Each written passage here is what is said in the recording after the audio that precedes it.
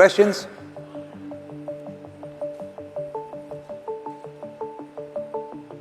Elon, Seneca once said, every genius has a touch of madness. I thought you'd like that quote. Well, I agree with the madness part. So even with Tesla as a publicly traded company, I think it's down 40% or something from its high, is selling at 70 times earnings. Meanwhile, Mercedes-Benz, which now produces EVs, is selling for 6 times earnings and yielding 5%. Why should I invest in Tesla rather than Mercedes-Benz? Well, I actually rarely try to convince anyone to invest in Tesla. And many times I've recommended people don't invest in Tesla, and I've said our stock is too high, but then people just ignore me, keep buying the stock for some reason. But if I think at a very high level, I'd say that autonomy is an insanely fundamental breakthrough, and no one is even close to Tesla for solving generalized autonomy or generalized self-driving vehicles. No one's even close. And with self-driving, as I was talking about earlier, the car becomes roughly 5 times more useful, but it costs the same to build. Now, can you imagine what would happen if a company was doing, we're doing like 25 to 30% gross margins, but suddenly that same thing was 5 times more valuable? What would that do to the value of Tesla and the value of that car? It boggles the mind, actually. So, if you think of net present value of future cash flows, if you actually do the math on that, it's insane. Then there's also the Optimus program, which is our humanoid robot, where we'll leverage our manufacturing expertise and the intelligence we've developed for self-driving to have a useful humanoid robot.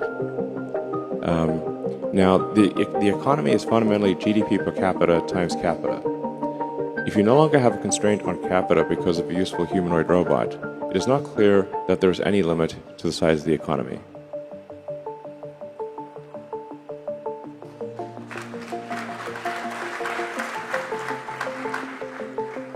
And these things will actually happen. So, okay, that's probably a good reason. There, one more question.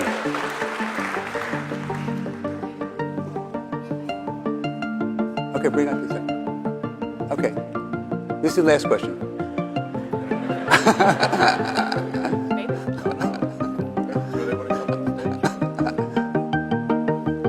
Go ahead.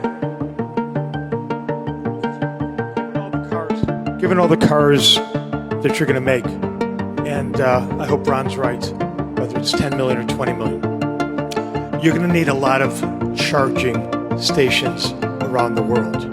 Yes. Have you thought about doing it more efficiently and more economically and better for our ecosystem from an ESG perspective? Because you may or may not know, there are 400 million existing streetlights in the world. And every streetlight has pervasive, persistent electricity. You could take some amount of those streetlights, which are half owned by utilities and half owned by cities, and repurpose that. And that would probably be the most cost-efficient way to roll out millions of charging stations all over the world. Well, thanks. I think they actually are using that idea in London and some other cities. But I think the long-term goal for our supercharger stations is that they all have solar, like Tesla solar and batteries at them, so that they are, as many as possible, are self-sustaining. That the supercharger stations generate the energy during the day, and then also have a localized battery pack so that people can charge at night, so that the Tesla supercharging stations would continue to function even in a zombie apocalypse. So, just never know. That's coming one day. We know it. Yes. It's just a matter of time.